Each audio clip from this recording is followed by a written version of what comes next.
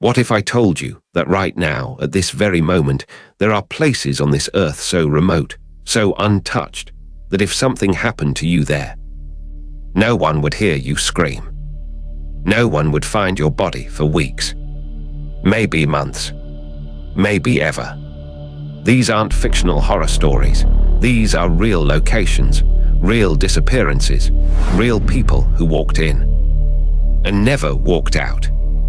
I've spent weeks researching the most isolated places on Earth where people met mysterious, terrifying, and in some cases, completely unexplained ends. I have to warn you, some of what I'm about to share has never been fully solved. Stay with me, because case number 3 still gives investigators nightmares. Unsolved Disappearances, and if you're new here, this channel is where we go deep on the cases the world forgot. Hit subscribe, because you do not want to miss what's coming after today's video. Let's get into it. Case 1. The Dyatlov Pass, Ural Mountains, Russia. February 1959. 9 experienced hikers trek into the northern Ural Mountains of Russia, a region so desolate, the local Mansi people called it Kolat Siakl, the Dead Mountain. They never came back.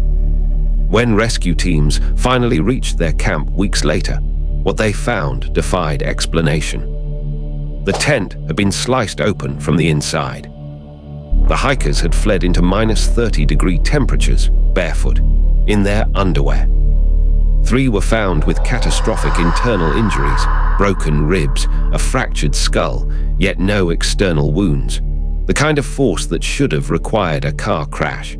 One of the women was missing her tongue. And here's what makes this one of the most haunting cases in history. Soviet authorities classified the files. Their official ruling: the hikers died due to, and I quote, an unknown compelling force. That's it. That's all they gave us. For decades, theories ranged from avalanche, to infrasound, to military weapons testing, to something far darker that the Soviet government didn't want the public to know. Some of those files were finally declassified in 2019, the official new ruling, an avalanche. But survivors' families, researchers, and forensic experts say that doesn't explain the tongue. That doesn't explain the radiation found on their clothing. That doesn't explain why experienced mountaineers cut themselves out of shelter to run into a blizzard. Dyatlov Pass remains, to this day, one of the most chilling unsolved cases in human history. Case 2. The Bennington Triangle, Vermont, USA. Most Americans have heard of the Bermuda Triangle, but very few know about the one hiding in their own backyard. Deep in the Green Mountain National Forest of southwestern Vermont lies a stretch of wilderness locals have feared for centuries. The Abenaki people refused to settle there. They believed the land itself was cursed. They called it a place where the earth swallowed people whole. They weren't wrong. Between 1945 and 1950, 5 people vanished in this small area under deeply strange circumstances. Mitty Rivers, a 74-year-old hunting guide who knew these woods better than his own backyard. He was leading a group on a trail he'd walked hundreds of times. He got slightly ahead of the group, turned a bend, and simply ceased to exist. Only a single rifle shell was ever found. Paula Weldon, an 18-year-old college student who was seen by multiple witnesses walking the long trail toward Glastonbury Mountain. People literally watched her round a bend in the path and vanish. Witnesses who were only seconds behind her saw nothing. No footprints, no signs of struggle. James Tedford, a veteran who vanished from a moving bus. He was seen by fellow passengers at the last stop before his destination. When the bus arrived, his seat was empty. His luggage was still in the rack. His timetable was open on the seat. He was just gone. No bodies were ever found for most of these victims. No evidence, no leads. The area around Glastonbury Mountain remains one of the least visited, least populated regions in all of New England, and locals, they still don't go there after dark. Case 3. The Pacific Crest Trail, the Oregon Stretch. The Pacific Crest Trail stretches nearly 2,700 miles from Mexico to Canada, passing through some of the most breathtaking and brutal wilderness in America. It also has a body count that nobody talks about. The section cutting through central Oregon is particularly unforgiving.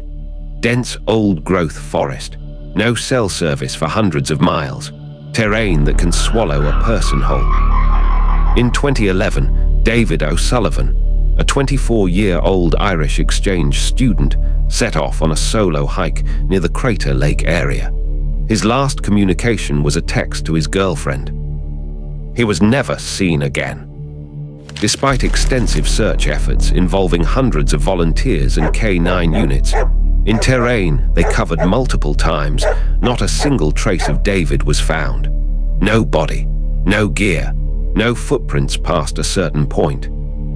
Case remains open. He's one of dozens of hikers who have vanished without a trace from this stretch of trail and the surrounding wilderness over the past 3 decades. What makes these cases particularly disturbing to investigators is a pattern. Many of these disappearances happen in good weather, in daylight, to experienced hikers who know what they're doing.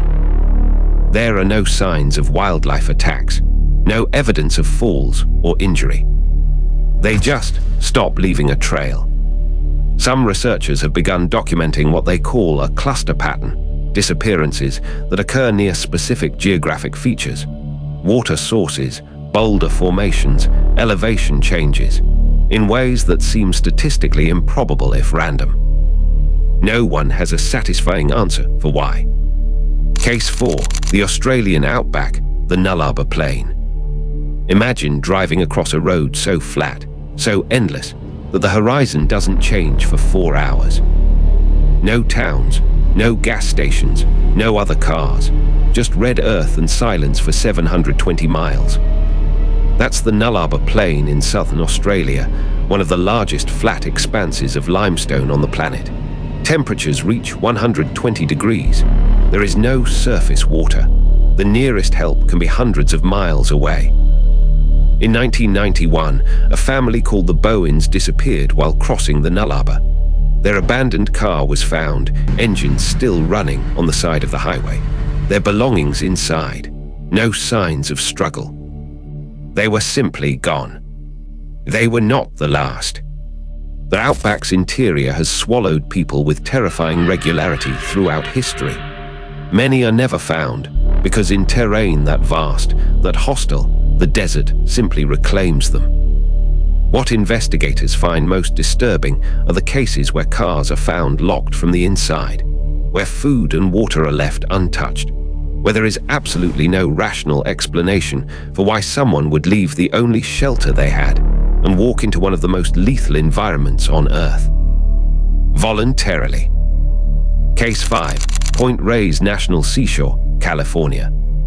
Just 40 miles north of San Francisco, one of the most densely populated metro areas in America, lies a peninsula so shrouded in fog, so carved by cliffs and hidden coves, that it's earned a reputation among search and rescue teams as a place that doesn't give people back. Point Reyes National Seashore sees millions of visitors a year. It also has one of the highest per capita disappearance rates of any national park in the United States.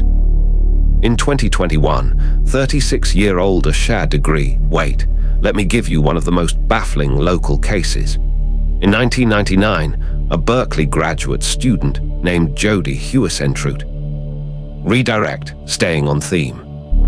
Actually, let me tell you about the case of the hiker whose trail simply ended. Multiple cases here share the same DNA. An experienced person familiar with the terrain enters a well-marked area and their trail ends mid-path. Literally, footprints going one direction and then nothing, as if they stepped sideways out of reality. Search and rescue teams in this area have documented this phenomenon repeatedly. Dogs lose the scent. Drones find nothing. People are simply gone. One park ranger, speaking anonymously, described it this way. It's like the land has pockets, and sometimes people fall into them. 5 places, 5 sets of cases, and not one of them with a clean, satisfying answer. Here's what keeps me up at night, and I think it'll keep you up too.